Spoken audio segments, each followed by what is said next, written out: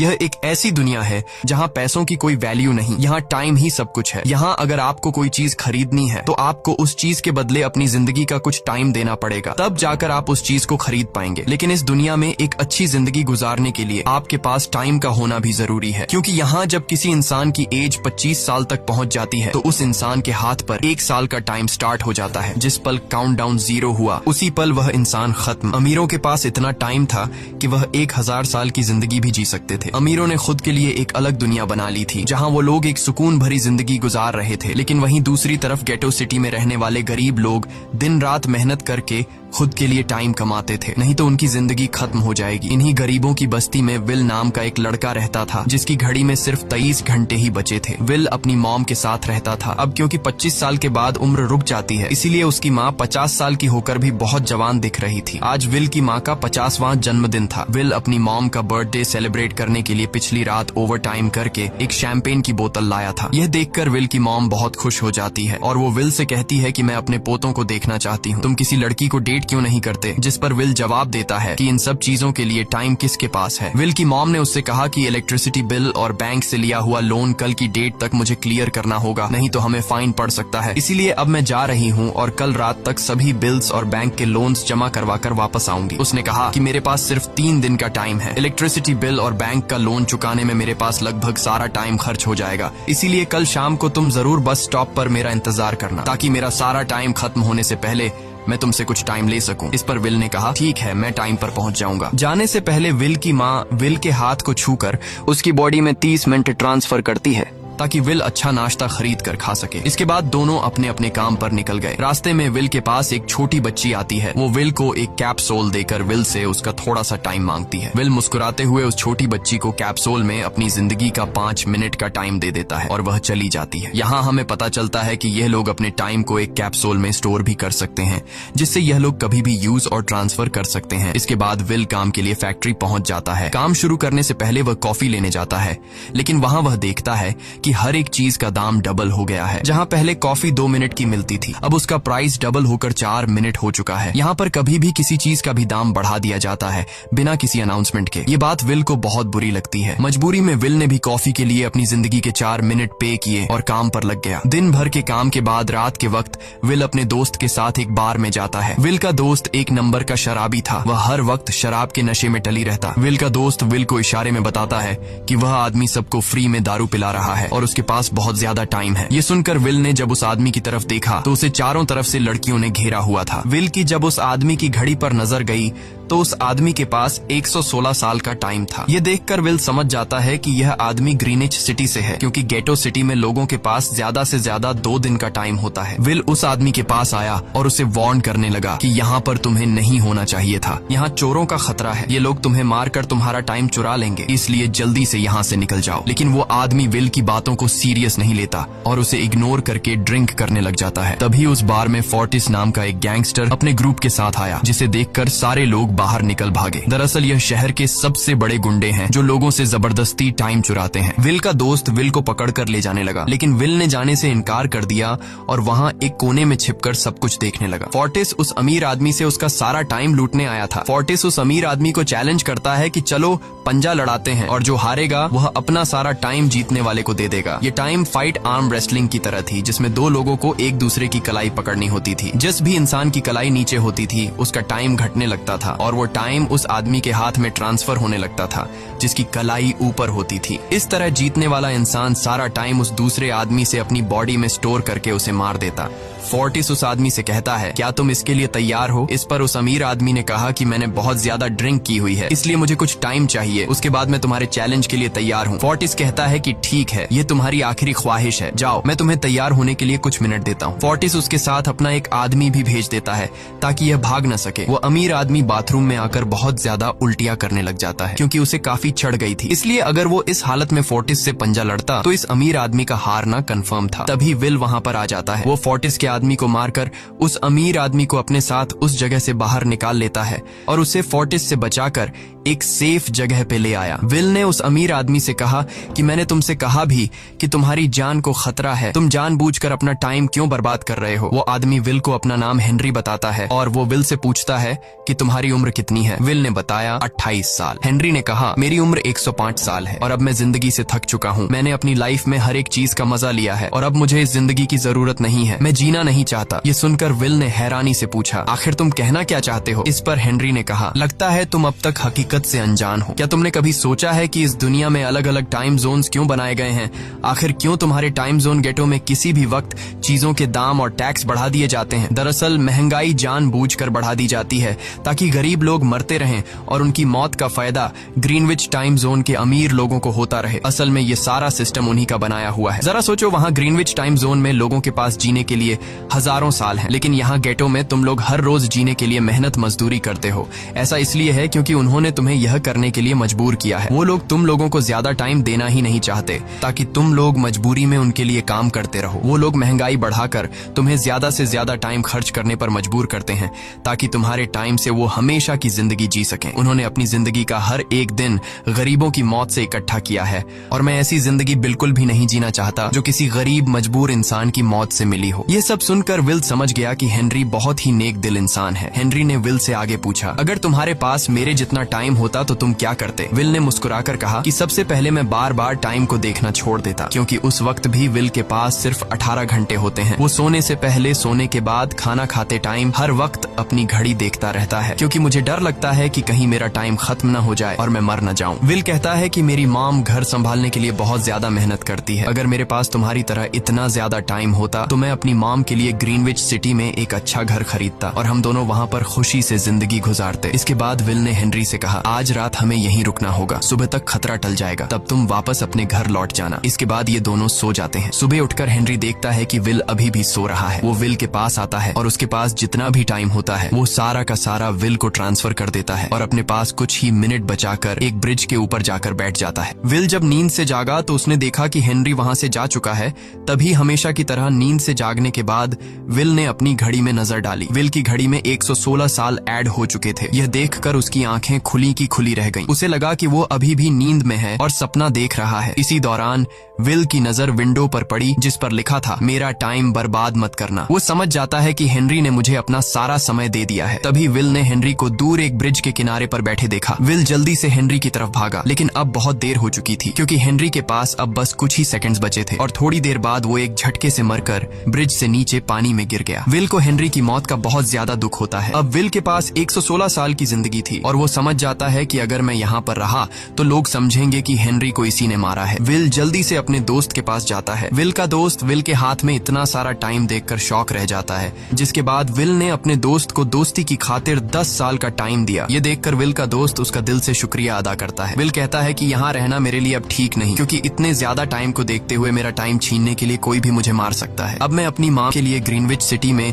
एक अच्छा सा घर खरीद सकता हूँ और वहाँ पर एक सेफ लाइफ गुजारूंगा। जिसके बाद विल अपने दोस्त को गुड बाय कहकर वहाँ से निकल जाता है और सीधा उस बस स्टॉप पर जाकर मॉम का इंतजार करने लगता है, जहाँ 2 दिन पहले उसकी मॉम ने उससे कहा था कि मैं इलेक्ट्रिसिटी का बिल और बैंक का लोन चुकाकर इस बस स्टॉप पर पहुंचूंगी। दूसरी तरफ विल की मॉम सारे लोन और बिल्स भरने के बाद घर लौटने के लिए बस में चढ़ी, पर तभी उसे पता लगा कि एक ही दिन में बस की टिकट के दाम डबल हो गए थे। पहले जहां टिकट 1 घंटे में आती थी वहीं अब प्राइस 2 घंटे हो गया था। ये देखकर विल की मॉम बहुत ज्यादा परेशान हो जाती है, क्योंकि विल की मॉम के पास सिर्फ 1.5 घंटा बचा था। विल की मॉम बस ड्राइवर से रिक्वेस्ट करती है कि अगले स्टॉप पर मेरा बेटा उसे बाकी का टाइम दे देगा, लेकिन बस ड्राइवर ने साफ इनकार कर दिया और कहा कि अगर टाइम नहीं है तो फिर पैदल चली जाओ। लेकिन विल की मॉम को पता था कि अगला बस स्टॉप बहुत दूर है। अगर वह पैदल भी जाती है तो उसे पहुंचने में 2 घंटे लगेंगे। उस वक्त बस में ढेर सारे पैसेंजर्स सवार थे। विल की मॉम ने उनसे भी रिक्वेस्ट की, पर किसी ने भी उनकी मदद नहीं की। इतने में ही बस वहां से निकल गई। विल की मॉम रेचल के पास ज्यादा टाइम नहीं बचा था, इसलिए वह दौड़ती हुई पैदल घर की तरफ भागने लगी। दूसरी तरफ विल अपनी मॉम के लिए फूलों का गुलदस्ता लिए बस स्टॉप पर उनका इंतजार कर रहा था, क्योंकि आज उसे अपनी मॉम का बर्थडे सेलिब्रेट करना था। बस जब उस स्टॉप पर पहुंची तो कई सारे पैसेंजर्स उतर आए, पर उनमें से विल की मॉम नहीं थी। विल यह देखकर परेशान हो जाता है और उसे समझ आ गया कि जरूर उसकी मॉम मुसीबत में है। वह उसी वक्त अपनी मॉम की तलाश में भागा। उधर रेचल के पास अब कुछ ही मिनट बचे थे। वह रास्ते में आने वाली गाड़ियों और लोगों के घरों का दरवाजा पीट पीट कर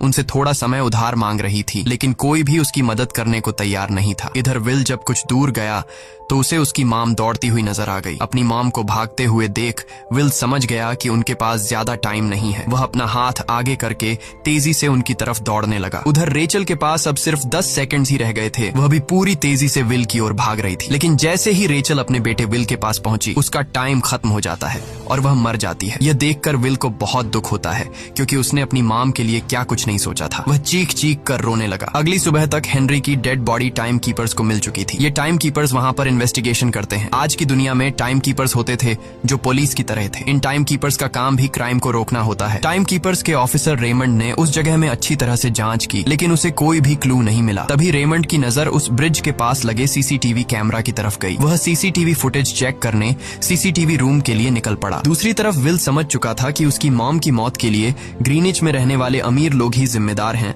जिन्होंने गेटो शहर के लोगों को एक एक सेकंड का मोहताज बना दिया है। अब विल उनसे बदला लेने ग्रीनिच की तरफ निकल पड़ा और यहाँ से होती है असल कहानी शुरू। ग्रीनविच सिटी में एंटर होने के लिए विल को 1 साल का टाइम खर्च करना पड़ा और ग्रीनिच सिटी जा पहुंचा। वहाँ जब विल ने अमीर लोगों का लाइफस्टाइल देखा तो उसकी आंखें खुली की खुली रह गईं। वहाँ लोगों के पास इतना टाइम था कि वो लोग मरने का नाम तक भूल गए थे। यहाँ पर अमीर लोग के बॉडीगार्ड के पास भी 100 साल से भी ज्यादा का टाइम था। ये देखकर विल गुस्से से लाल हो जाता है, क्योंकि विल जिस शहर से आया था वहाँ पर लोगों के पास सिर्फ 24 घंटे की जिंदगी थी। विल वहाँ एक महंगे होटल में रुकता है। खाना खाते दौरान एक बहुत ही खूबसूरत लड़की विल को देखती है, जैसे उसे विल पसंद आ गया हो। दूसरी तरफ टाइम कीपर रेमंड हेनरी की मौत के वक्त का सीसीटीवी फुटेज चेक कर रहा था। तभी उसे फुटेज में विल दिखाई देता है। हालांकि कैमरा ने हेनरी को ब्रिज से गिरते हुए रिकॉर्ड नहीं किया था, लेकिन उस फुटेज में विल ब्रिज के पास खड़ा नजर आ रहा था, जिससे रेमंड को विल पर शक होने लगा। इसलिए रेमंड ने अपनी टीम को विल के बारे में जानकारी इकट्ठा करने को कहा। रिसर्च के दौरान टाइम कीपर्स को यह बात पता चल जाती है कि विल नाम का एक आदमी बहुत सारा टाइम खर्च करके ग्रीनविच सिटी में एंटर हो गया है, जिससे रेमंड को यह बात कंफर्म हो जाती है कि विल ने ही हेनरी को मारा है। रेमंड उसी वक्त अपनी टीम के साथ ग्रीनविच शहर की ओर रवाना हो गया। दूसरी ओर ग्रीनविच शहर में विल एक कैसीनो में आया, जहाँ कुछ अमीर लोग पोकर खेल रहे थे। विल भी उनके साथ बैठ जाता है। एक नए आदमी को देखकर ये लोग उस पर हंसने लगते हैं, लेकिन विल गैम्बलिंग में माहिर था।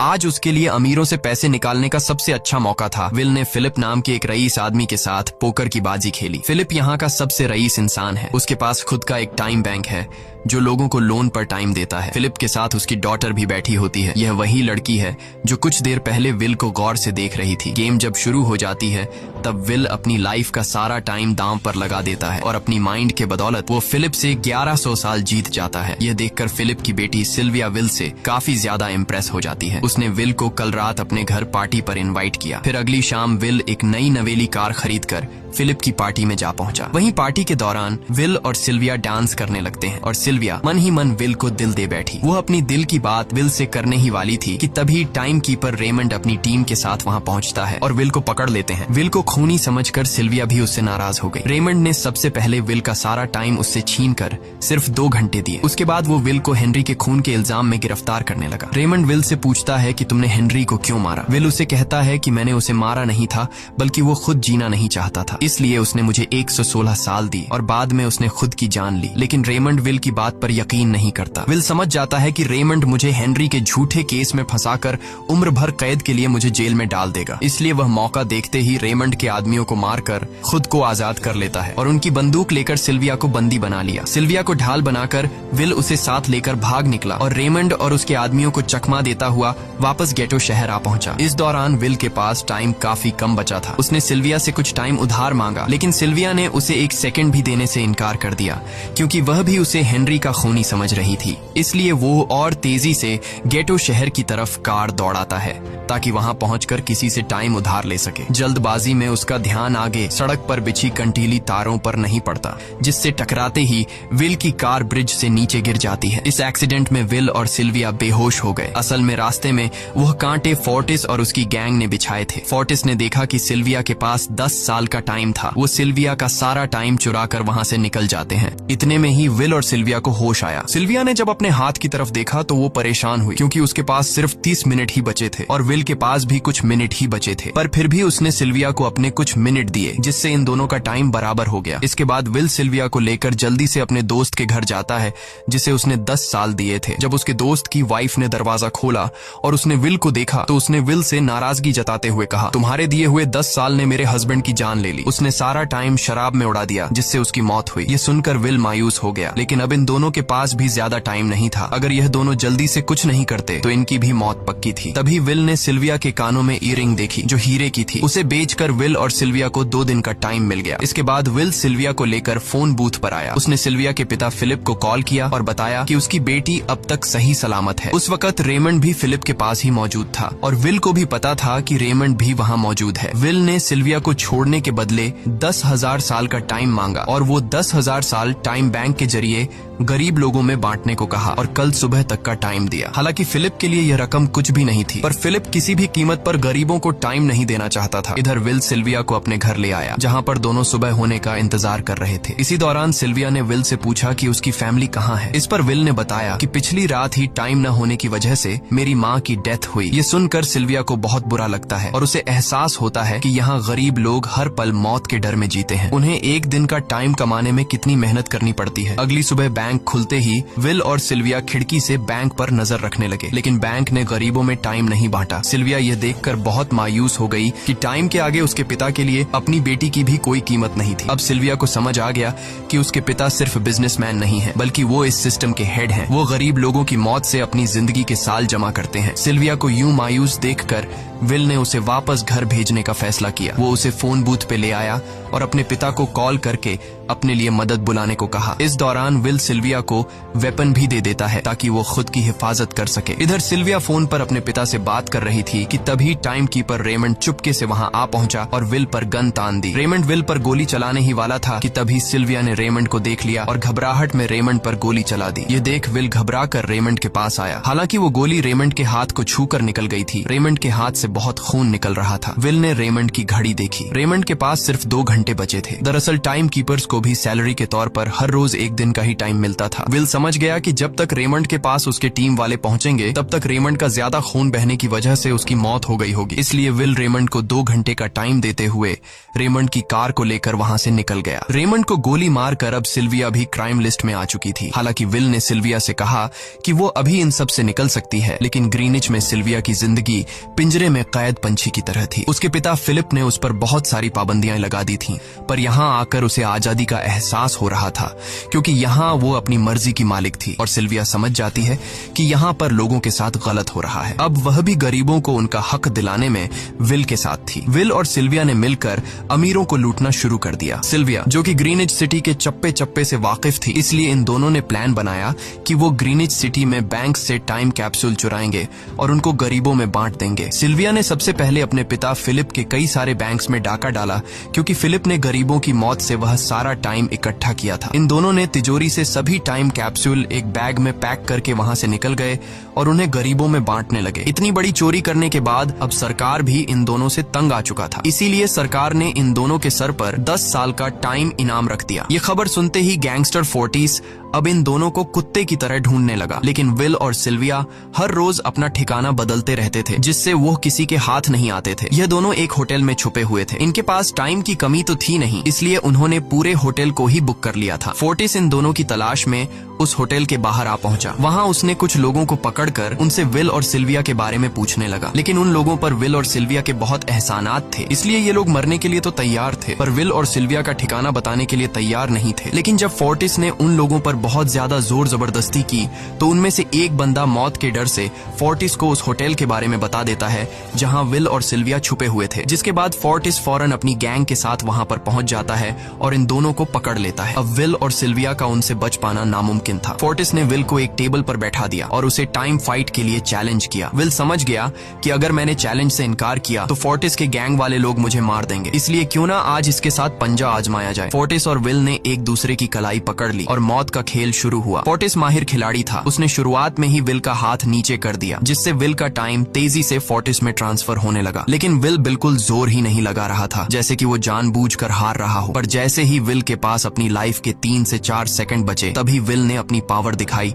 और एक झटके से फोर्टिस का हाथ नीचे कर दिया। फोर्टिस की आंखें खुली की खुली रह गईं। वो पूरा जोर लगाकर अपना हाथ ऊपर करने की कोशिश कर रहा था, लेकिन विल की ताकत के आगे वो ढीला पड़ चुका था। ये देख फोर्टिस के आदमियों का ध्यान फोर्टिस की घड़ी पर अटक गया। अब उनका बॉस मरने वाला था। इतने में ही मौका पाकर विल ने अपने जूते से गन निकाली और पलक झपकते ही फोर्टिस के सारे आदमियों को शूट कर दिया, क्योंकि अगर वो ऐसा नहीं करता तो वो लोग उसे मार देते। इसी के साथ फोर्टिस का टाइम 0 हो गया और वह भी मारा गया। विल और सिल्विया जल्दी से वहां से भाग निकले। इसी दौरान उन्होंने देखा कि अमीरों ने सारा खेल पलट दिया था। विल और सिल्विया ने गरीबों में जितना भी टाइम बांटा था उसकी वैल्यू अब कुछ भी नहीं रही थी, क्योंकि अमीरों ने महंगाई के दर को कई गुना बढ़ा दिया था। यह देख विल हारा हुआ महसूस करने लगा और उसे लगा कि मैं कभी भी इन गरीबों को उनका हक नहीं दिला सकूंगा। उसने सिल्विया से कहा कि अब सब खत्म हो चुका है। अगर वो लोगों में 1000 साल भी बांट दें तो अमीर लोग महंगाई को और ज्यादा बढ़ा देंगे, जिससे लोगों की हालत कभी नहीं सुधर पाएगी। सिल्विया ने कहा कि कोई तो रास्ता होगा। इस पर विल ने कहा कि हमें लाखों साल चुराकर इन लोगों को देने होंगे, तब जाकर हम लोग महंगाई को कंट्रोल कर सकते हैं। हालांकि यह इतना आसान नहीं था, पर सिल्विया ने इसके लिए एक प्लान सोच रखा था। अगली ही सुबह जब फिलिप अपने बॉडीगार्ड्स के साथ ऑफिस पहुंचा, तभी सिल्विया वहां आई और उसने अपने पिता से कहा कि वो सरेंडर करना चाहती है। तब सारे गार्ड्स ने सिल्विया पर गन तान दी, लेकिन तभी वहां पीछे से गार्ड के बेस में छिपा विल वहां आ पहुंचा। उसने फिलिप के सर पर गन रखी और उसके जरिए लॉकर का दरवाजा खुलवाया। विल और सिल्विया ने फिलिप के लॉकर से एक टाइम कैप्सूल चुरा लिया, जिसमें 10 लाख साल का टाइम मौजूद था। इस टाइम कैप्सूल का एक साल गरीबों की ही मौत से आया था। विल और सिल्विया वह टाइम कैप्सूल लेकर भाग जाते हैं। इधर रेमंड को जब यह बात पता चली तो वह फौरन विल और सिल्विया के पीछे लग गया। जब रेमंड ने अपने हाथ पर घड़ी को देखा तो उसके पास 1 घंटे से भी कम टाइम बचा हुआ था। वह हेडक्वार्टर कॉल करके कहता है कि मुझे मेरी सैलरी कैप्सूल में भेज दो, मेरे पास टाइम कम है। लेकिन इससे पहले कि वह अपनी बॉडी में कैप्सूल से टाइम ट्रांसफर कर पाता, उसे विल की कार दिख जाती है और वह कैप्सूल से अपनी बॉडी में बिना टाइम ट्रांसफर किए उनके पीछे लग जाता है, क्योंकि अगर वो 10 लाख साल गरीबों को मिल जाते तो गेटो टाइम जोन का हर एक इंसान अमर हो जाता और अमीरों का बनाया पूरा सिस्टम तहस नहस हो जाता। रेमंड ने विल और सिल्विया को पकड़ने के लिए अपनी पूरी जी जान लगा दी, लेकिन वो उन्हें रोक नहीं पाया। विल और सिल्विया रेमंड को चकमा देकर गेटो शहर आ गए और वह टाइम कैप्सूल एक बच्ची के हाथों में सौंप दिया। उन्हें पता था कि रेमंड सीधा हमारे पीछे गीटो शहर पहुंचेगा, इसलिए उन्होंने इस जगह को छोड़कर एक सुनसान जगह पर चले गए। उधर उन्होंने गीटो शहर के लोगों में लाखों साल बांटकर उन्हें अमर कर दिया था, लेकिन खुद इन दोनों के पास बहुत ही कम टाइम बच जाता है। बदकिस्मती से उसी पल रेमंड ने उन्हें पकड़ लिया। रेमंड ने विल को धमकी देते हुए कहा, अगर तुम्हें अपनी जान प्यारी है तो चुराया हुआ सारा टाइम वापस कर दो। तब विल ने उसे अपनी घड़ी का समय दिखाया। विल और सिल्विया के पास कुछ ही मिनट बचे थे। विल ने रेमंड से कहा, कहीं तुम भूल तो नहीं गए? याद है जब तुम मरने वाले थे तो मैंने तुम्हें कुछ टाइम उधार दिया था, टाइम तो तुम्हें मुझे वापस करना चाहिए। यह सुनकर रेमंड को याद आया कि विल और सिल्विया को पकड़ने की जल्दी में उसने अपने टाइम पर ध्यान ही नहीं दिया। जब उसने अपनी घड़ी पर नजर डाली तो उसके पास सिर्फ 5 सेकंड ही बचे थे, जो देखते ही देखते 0 हो गए और रेमंड मारा गया। विल और सिल्विया रेमंड से तो बच गए थे, पर इन दोनों के पास भी अब सिर्फ एक मिनट ही बचा था। ऊपर से उस सुनसान इलाके में उनकी मदद करने वाला भी अब कोई नहीं था। उन्हें अपनी मौत साफ नजर आ रही थी। इन दोनों ने मायूस होकर एक दूसरे को गले लगाया और तभी विल को रेमंड की कार नजर आई। विल फौरन कार की तरफ भागा और वहां पहुंचकर उसने रेमंड की सैलरी का टाइम अपनी घड़ी में ट्रांसफर कर दिया। इसके बाद वह सिल्विया को भी टाइम देने उसकी ओर भागने लगा। सिल्विया भी तेजी से विल की ओर दौड़ रही थी। सिल्विया के पास कुछ ही सेकंड्स बचे हुए थे। यह बिल्कुल उसी तरह का पल था जिस तरह से विल ने अपनी मॉम को खोया था। विल ने अपनी मॉम को तो खो दिया था, पर सिल्विया को नहीं खोना चाहता था। विल सिल्विया के बिल्कुल करीब ही था, पर तभी सिल्विया विल की बाहों में गिर पड़ी। लकीली विल ने सही वक्त पर सिल्विया का हाथ थाम लिया था, जिससे उसकी जान बच गई। विल और सिल्विया की बदौलत अब डेटन शहर के सारे लोग अमर हो चुके थे। अब उन्हें 1-1 घंटे कमाने के लिए फैक्ट्रीज में काम करने की जरूरत नहीं थी। वह सभी अपने सपनों को पूरा करने ग्रीनिच शहर की ओर निकल पड़े, जिससे अमीरों का बनाया सारा सिस्टम फेल हो गया। वहीं इसी के साथ यह कहानी खत्म हो जाती है। अगर आपको वीडियो अच्छी लगी हो तो हमारे चैनल को सब्सक्राइब और वीडियो को लाइक जरूर कीजिएगा।